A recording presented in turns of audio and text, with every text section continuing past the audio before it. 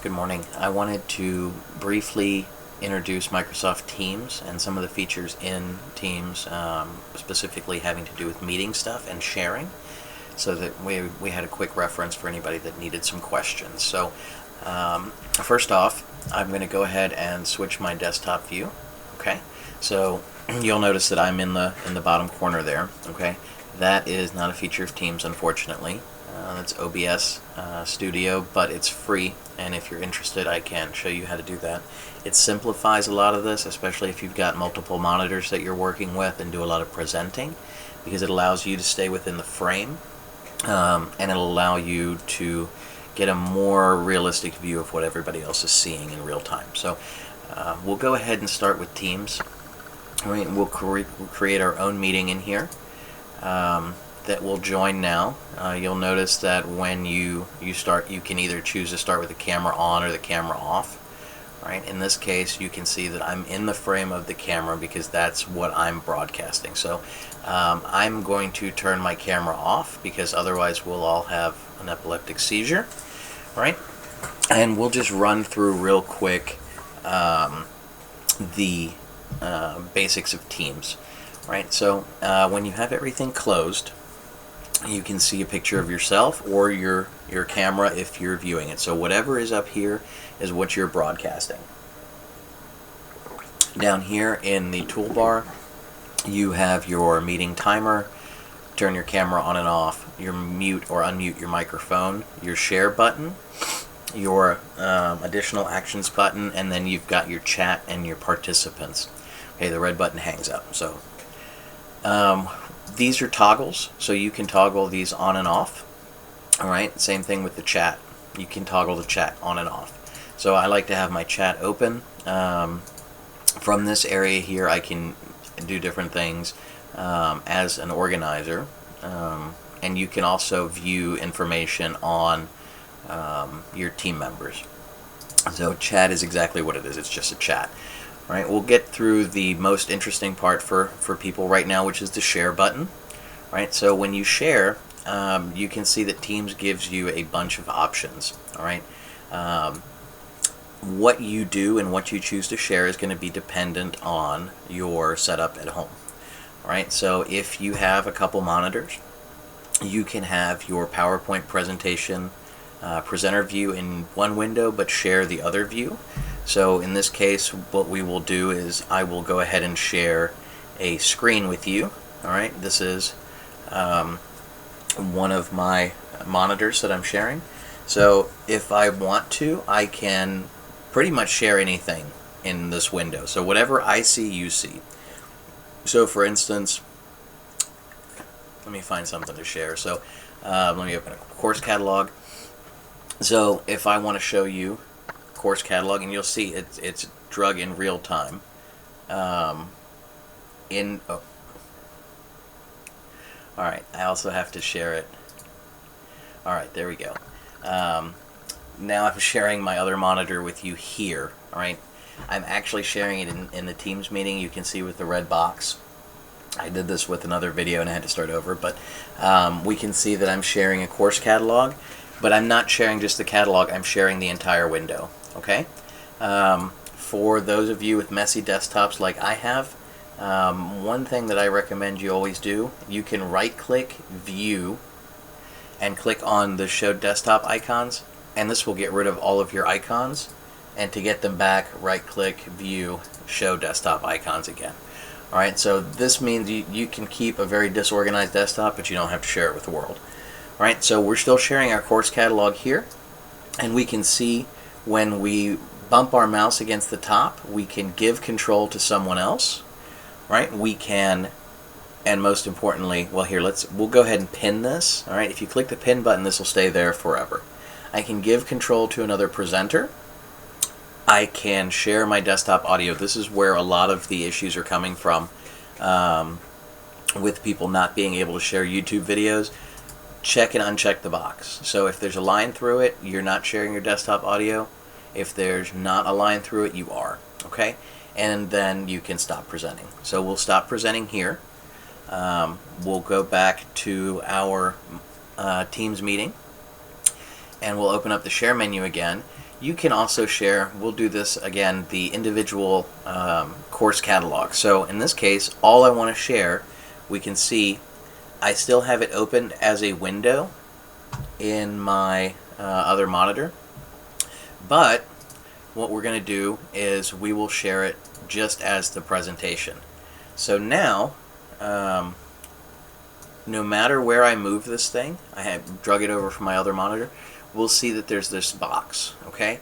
And whatever is in the red box is what you're going to show. So in this case, the Teams members will not see my desktop, but they will only see what is in the red box. So in this case, my course catalog. Right now, when I exit, it will automatically terminate the sharing session. The same thing applies. All right, we'll open that back up with. Here we go. We'll open up another window. So when you have the red box, okay, you'll notice going to the top of the red box doesn't really do anything. Right? You have to actually bump up again at the top of the screen, pin your control panel, and then you can share and unshare your audio. It defaults to unshare, so you'll always have to do this. So if somebody can't get a hold of you or can't hear you, this is generally why. So again, when we minimize it, it pauses sharing. So it's still there, but it's pausing it. And we can see in the Teams that it will give you a warning. All right, sharing is paused until we return the window. If I reopen the window, we can see I'm presenting again. Okay, if I close the window entirely, which I'm not going to do because I need this, it will disable the sharing. So we can dismiss this, and we can also stop sharing from this window. Right. Another cool feature that you can share in Teams is the whiteboard. So if you are presenting something that you need to write with or show a graphic, then you can use the whiteboard, and it's a collaborative tool, so you can allow other participants to use this. So once it loads, you'll have access to this. Okay, you can move this guy if you need to, but you'll have a couple different markers and an eraser, so you can draw your CFI airplane, right, that flies around, with your little stick figure guy here. He's happy today. All right. If you really are proud of what you've written on here, we can export it here as an image so that you can immortalize it. Okay. If you're recording your meeting in Teams, this will automatically record everything that you share as well. So you won't need to save it. You can always do a screen cap later. Right. In order to access this menu again, you have to hit all the way to the top of the screen, but it will give you the same options that you would normally have. Okay. Your stop presenting button has moved. In this case, we'll go ahead and stop presenting, and it'll return you to the main Teams menu. This More Actions menu right here gives you a few good things to troubleshoot. If you have a slow connection like I do, sometimes I find it necessary, especially when people are trying to stream a whole bunch of moving images or video, turn off your incoming video, and it'll allow you to stay in the meeting as an audio-only participant. You can turn this back on later. Alright, so you can start recording your meeting here. So if we record the meeting, what's going to happen is you're going to get a pop-up that's going to remind you to let everyone know that your meeting is being recorded. Okay? Even if you don't let people know that they're being recorded, this will still pop up on every participant's screen, letting them know they're being recorded. Alright? So we're going to stop recording the same way we started. Alright? Once we stop recording, what it'll do is it will process this in Microsoft Stream, and it will send you an email with the location of the file so that you can share it. Live captions is kind of cool. It does sort of work. You can turn this on and just play with it, but it'll essentially generate captions for you. Now, keep in mind, this is not a tool for a presenter to turn on, so each individual participant has to turn on live captions for themselves. So just because you hit it doesn't mean anyone else is going to see it. Okay, video blur is kind of cool. This will allow you to blur your own background. Alright, so we can see it's doing something very crazy here. Um, because I'm trying to share, so it's not going to work as well for me as it will for you, but you can also exit out. Yeah, see, it's showing the kind of infinite thing, and we're just going to turn my camera off. Alright, but yeah, it'll allow you to blur the background, give you a little bit of privacy. I definitely recommend you do this. It also makes the video a little bit smoother because your camera doesn't have to render everything. If you click the Show Meeting Details button, you'll get a few nifty things. If someone, for instance, does not have audio on their camera because they're living in 1980, you can manually dial in to the conference. All right. You can also copy the link information and type that into a browser, and so someone even without the Teams application installed can join your meeting. Alright, so we've got meeting notes here if you go ahead and set them up. Alright, so the cool thing with these meeting notes is you can have someone act as a scribe and take some detailed notes for you. These are available to everyone. So if that's something that you choose to do, you can also, as the moderator, go ahead and put in your meeting notes if that's what you'd like to do. If you go down to the bottom, I don't know if you can see the cursor, you can show this as a tab, right? So in your meeting notes, it'll pop up big. So if you have someone that is really good at writing notes or really wants to do this, they can live follow along, like if you have a TA or something. Right? If you click out of your meeting, that's another good thing that just happened. To get back, all you do is click here, back on your screen, and there you go. Right? So if you're having some trouble, okay, the device settings portal is usually where the trouble starts. So I'll go ahead and move the center screen here. In the device settings, we have a few different options.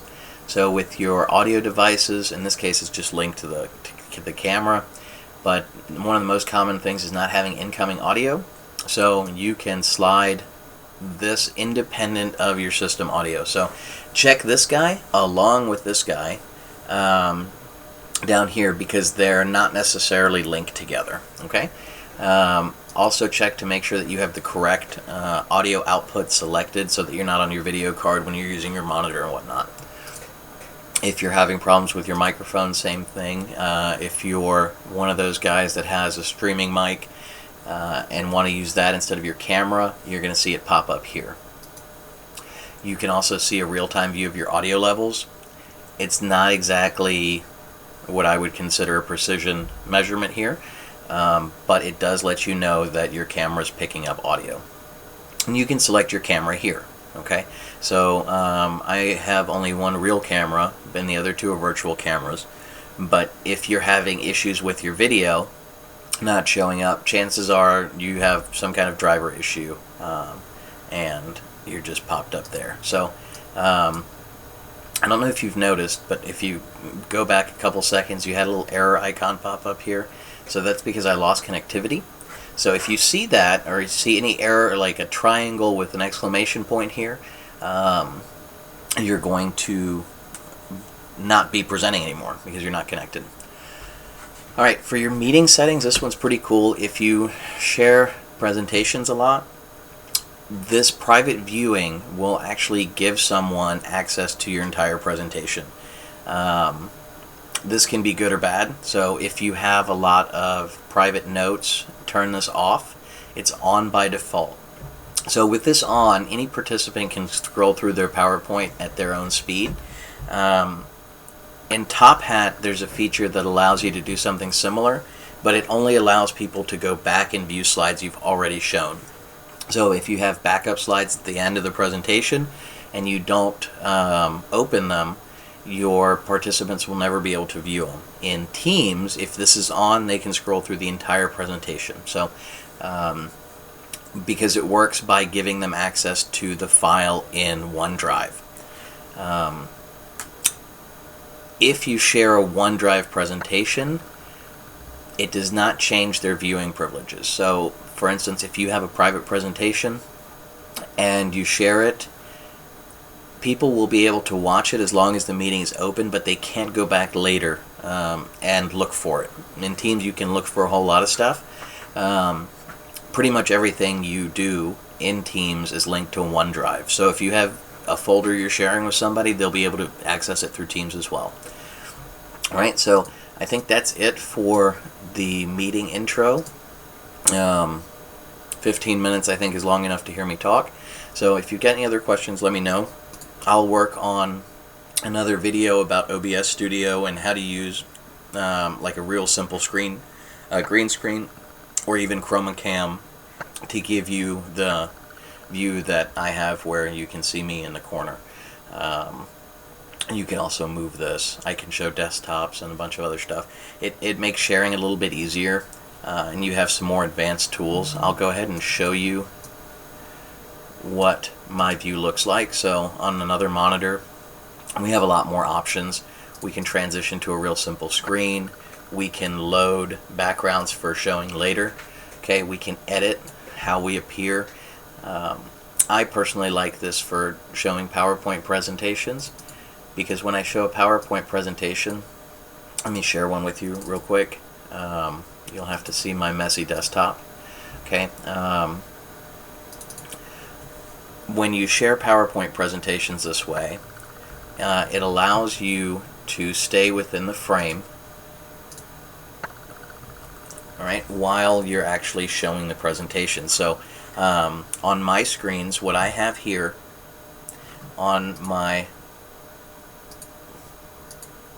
middle monitor, I have my presenter view. So I can see my next slides.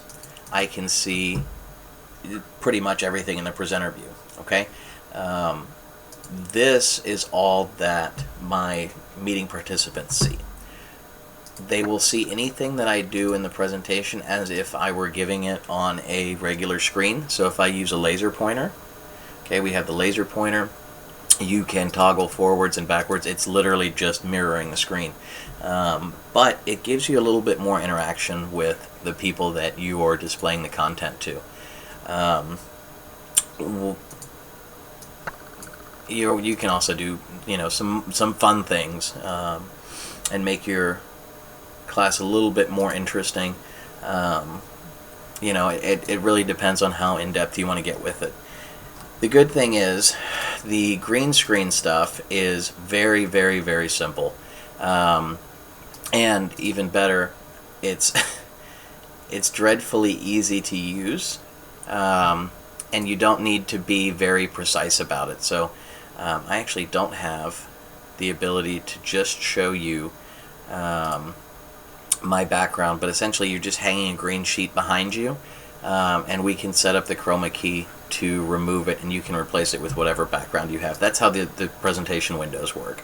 So you can see there's a little bit of blur back here sometimes, but that's normal. And you get a better sense about your audio as well. You can change some stuff. It makes things really easy and allow you to do a lot of control, especially if you're pre-creating content instead of doing it live. If you're doing it live, it's a little bit more effort, because you have to have this constantly in your background of your mind to make sure that you're sharing the proper things. For instance, me turning off my screen here. You can inadvertently share stuff if you have private emails or stuff open in another window. So it's just a little bit more thinking involved, but totally manageable if I can do it. So, all right, that's it for this video. If you've got questions, let me know. I'm happy to help.